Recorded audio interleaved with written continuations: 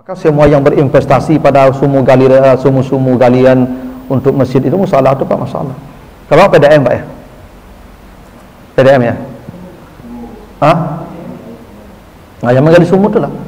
Walaupun sumur kau tidak terpakai, tapi yang dicatat Allah pernah menggalikan sumur Pak. Ya. Nah, cobalah Pak Ibu kalau layadut apa kelebihan rezeki, cobalah bersedekahlah dengan menggali sumur itu Pak. Ya, itu amal yang sangat besar nilainya itu ya. Makanya kata Nabi, kullu mri'in fi zilli sadaqatihi hatta yufsala bainan nas. Semua orang akan dilindungi sedekahnya kata Nabi sampai hisab selesai. Nah, itulah sedekah yang paling utama melindungi manusia itu. Ya, mengalirkan sungai, menggalikan sumur, menanam pohon, membangun masjid, mewariskan mushaf. Itu Pak. Ya. Boleh jadi Bapak Ibu punya keluarga, bapak, ibu atau suami yang sudah meninggal, cari hartanya yang belum dibagi itu. Ya, cari hartanya dulu. Itu dipakaikan dulu untuk belikan Quran, ya, atau untuk galikan sumur, atau untuk bangun masjid. Itu amal yang abadi itu Pak. Ini ya bukti bahwa semua orang akan dapat perlindungan dari sedekahnya sampai hari kiamat, sampai nanti hari hisab selesai. Itu dua hadis tentang sedekah. Ada dulu pertanyaan Bapak Ibu sampai sini.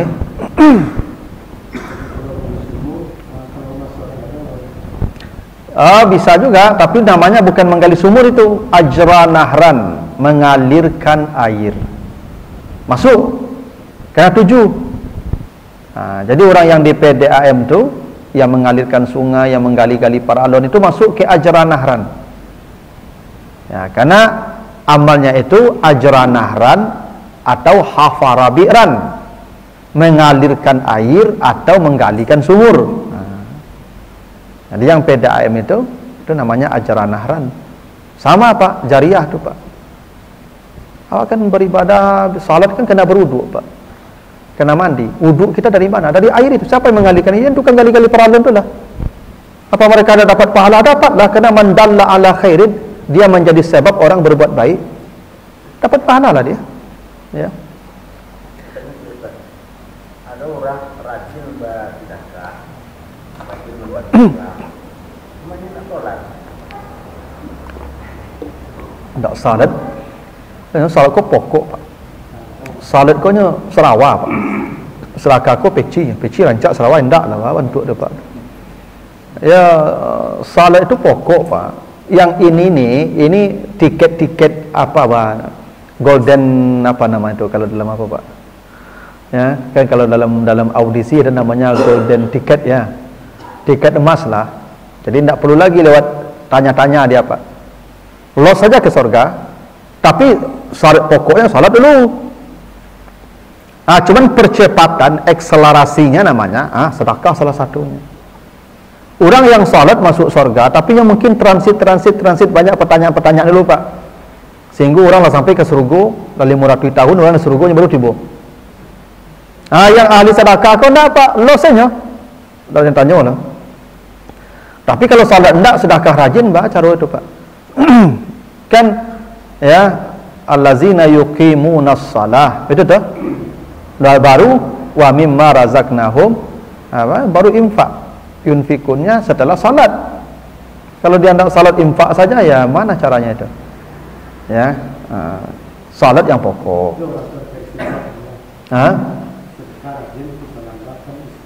Iya. Iya, salat itu yang pokok. Awaluma, makanya penduduk neraka ketika ditanya, "Masalakakum fi sakar?" Kenapa kalian masuk neraka? Apa jawabannya? Lam naku minal musallin. Dulu kami tidak salat. Ya sudah pastilah itu kalau tidak salat. Tidak bisa menolong tuh yang lain tuh. Yang pokok mana yang bermasalah. Kalau dia sudah salat, maka ibadah-ibadah yang seperti ini yang memberikan bonus-bonus ya ketika dia menghadapi perjalanan yang panjang menuju Allah. Salah satunya adalah perlindungan dari fitnah-fitnah. Ya, karena di kubur itu ada fitnah Pak. Ada ujian kubur juga, ada azab kubur itu. Makanya sedekahlah yang melindungi dari azab kubur tadi. Gitu. Ya.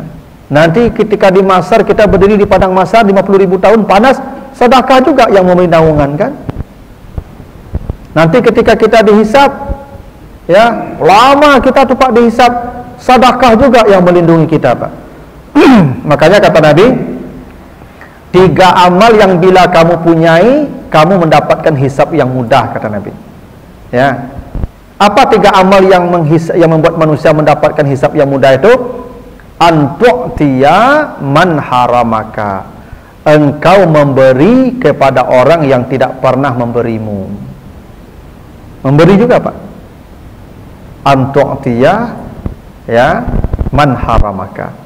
Engkau memberi orang yang tidak pernah memberimu.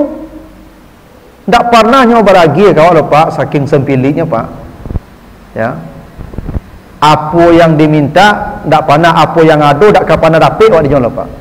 Tapi kita memberi dia yang pertama kita beri. Ya, itu maksudnya. Kita memberi juga, bukan soal siapanya, memberinya itu. Nah, hisabnya mudah. Itu artinya, ya, sedekah itu menjadi pelindung kita ketika menghadapi fitnah-fitnah yang panjang sampai kita selesai berhisab, gitu. Baik. Kalau sedekah, kalau istiqamah lain lagi persoalannya Pak. Kalau istiqamah itu janjinya khusus. Orang-orang yang beriman lalu dia istiqamah, ketika kematiannya datang, turun para malaikat berkata, alla takhafu wa la tahzanu wa abshiru bil jannati allati kuntum tu'adun. Ketika dia istiqamah, dia tidak akan merasakan sakit mati, kata Allah. Kenapa? Turun malaikat menghiburnya sambil mempertontonkan surganya kepadanya. Nih surganya. Itu istiqamah tuh Pak. Kalau yang ini tidak perlu istiqamah itu Kak. Karena kata Nabi, walaupun separuh korma, ittaqin nara, tutuplah pintu neraka, walau bisiki tamrah, walaupun bersedekah separuh korma. Dan sedekah itu kan seperti tadi di awal saya katakan, tidak mesti material. Sedekah bisa senyum, ya. Makanya senyum itu sedekah. Ya, at-tabassum ala wajhi akhika sedekah. Tersenyum itu adalah sedekah. Ya, jadi Bapak Ibu yang kurang-kurang piti. Alhamdulillah. Bapak Ibu yang kurang-kurang piti, tinggal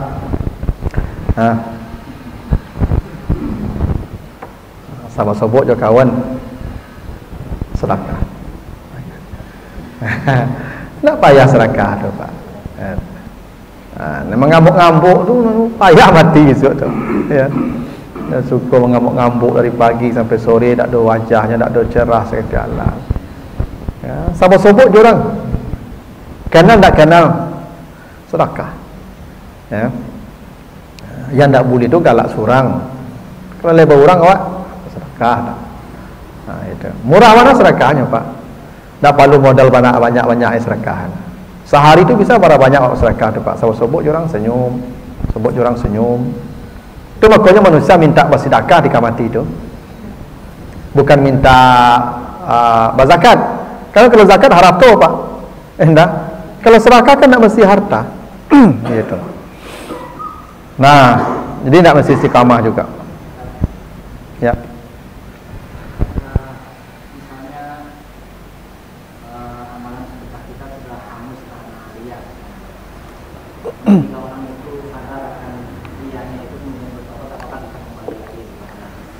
Ya, kata Allah kalau riya itu menghapus pahala, ya. Kata Allah begitu, la tubtilu sadaqatikum bil manni wal azza. Nah, dulu dia riya Ustaz. Sekarang dia tobat. Sadar dia. Yang dihapus itu gimana caranya? Ya, gampang kalau Allah mau membalikkan itu tidak susah. Awak kan pernah ngetik di Word, delete, hilang. Lah tinggal kosong saja, blank. Kan bisa dibalikkan. Ada panah biru, undu, andu. Takkan satu. Ini balik oleh kamu itu. Itu sama lah gitu kira-kira. Allah yang menekan ada tuandonya tu. Jadi kalau Allah mengembalikan itu tidak payah. Ya, karena begini juga Pak. Wa may ya'mal miskala zarratin khairai yara. semua amal-amal yang kita lakukan, baik atau buruk, pasti kita lihat. Baik atau buruk. Amal-amal yang buruk yang kita sudah bertobat pun tidak hilang, Pak. Cuman ditutup saja. Jadi jangan apa kira kalau berbuat salah tu, dia bertobat tu hilang. Tak hilang loh, Pak. Ditutup Allah saja. Besok di pacalian kau tu, kau dosong sebanyak kulluha. Ketika kita merasa takut melihat dosa kita, kata Allah, sudah saya tutup. Kau sudah bertobat, baru kita gembira balik, Pak. Jadi yang baik juga begitu. Ada orang amalnya banyak, Pak. Ni seluruhnya diperlihatkan, gembira dia, Pak. Tak tanggung bahagia. Tiba-tiba ini sudah ditutup karena engkau ria dulu. Itu dulu, Pak. Jadi tidak hilang. Jadi kalau kita bertobat menjelang mati, tinggal diangkat satu ini. Ada catatannya balik. Ya. Kan begini, Pak. Kalau kita bertobat, kata Allah apa? Faulaika yubaddilullah sayyiatihim hasanatin. Bila mereka bertobat, maka semua dosa-dosanya diganti dengan kebaikan. Kalau kebaikan yang lalu dibalikkan kembali. Begitu janji Allah. Apa sebanyak antah dosa, Pak? Sama 1 miliar dosa Bapak lakukan, amal tidak ada. Bapak bertobat menjelang mati itu, tobat, maka dosa Bapak hilang semua, dan sebanyak jumlah dosa itu diberi pahala oleh Allah. Itu yang dimaksud yubaddilullah sayyiatihim hasanat. Allah ganti dosa mereka dengan pahala. Itu tobat, Pak. Apalagi amal yang sudah ada, tinggal membalikkan saja yang sudah ada tuh. Yang penting tabah, ya. Ila man taba wa amana wa amila salihan fa ulaika ya yubaddilullah hasanatihim sayyiatihim hasanat. Kalau dia bertobat, maka diganti semua dosa itu dengan kebaikan oleh Allah. Begitulah rahmatnya Allah tuh, Pak. Ya. Ya, silakan Ibu.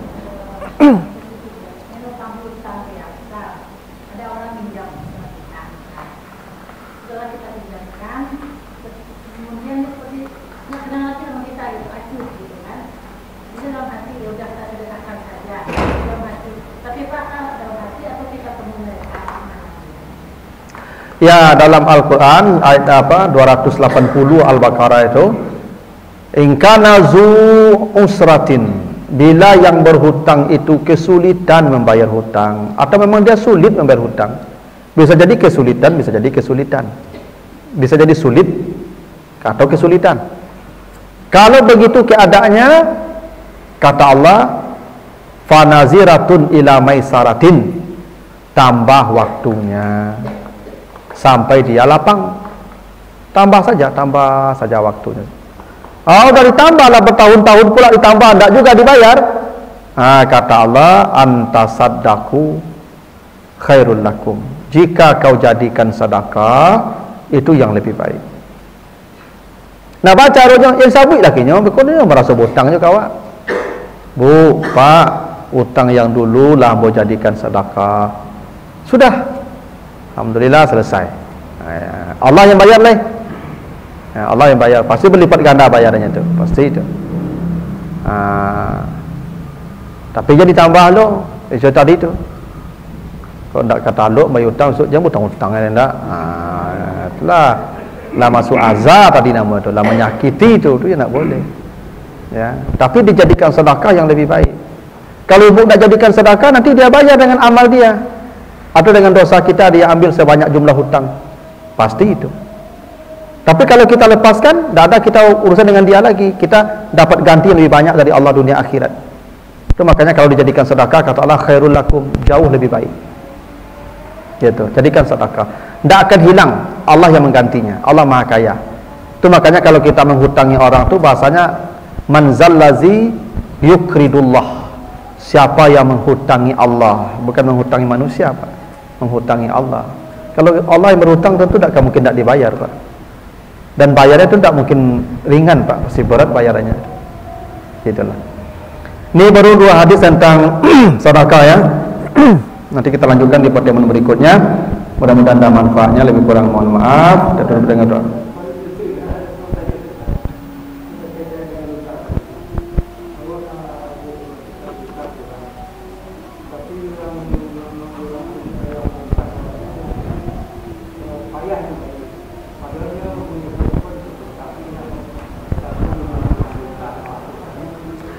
Ya kalau orang tu nak mau berhutang, dia bermasalah Pak. Kata Nabi, la yadkhulul jannah, tidak akan masuk surga orang yang berhutang walaupun dia mati syahid. Mati syahid bukan mati ahli tahajud, bukan mati karena dia salat berjamaah. Dia mati perang, syahid, pasti surga Firdaus tu. Cuman yang begitu tidak akan masuk surga kalau dia statusnya masih berhutang. Kenapa? Karena dia akan membayarnya ke bapak. Kita akan carinya dulu ya untuk dibayarkan ya dengan amal dia atau dengan dosa kita. Jadi tidak ringan tu Pak masalah hutang tu Pak. Memang tidak ringan urusannya tu Pak. Kalau Pak berdosa sebanyak apapun dengan Allah, tinggal istighfar saja selesai Pak. Kalau dengan manusia mana bisa tu Pak lagi hutang. Kecuali dia sudah menjadikan sedekah, selamatlah kita. Kalau enggak, ya celakalah. Itu yang bangkrut tuh. Siapa manusia yang bangkrut? Wa akala malahaza. Dia makan harta orang, dia ambil harta orang, dia tidak minta halal, tidak dapat halal, tidak dikembalikan. Nah, maka dia bayarlah dengan amal dia atau dengan dosa orang itu. Begitu tuh Pak. Ya. Jadi kita tidak perlu merasa rugi pula Pak kalau dia tidak bayar hutang. Tidak rugi itu Pak. Kalau orang itu tidak bayar hutang kita, tidak rugi itu Pak. Justru itulah yang paling untung kita harus itu. Kalau dibayarnya nanti kan jadi milik orang tinggal pula kalau kita mati. Kalau tidak dibayar kan milik kita Pak sampai hari kiamat. Ya.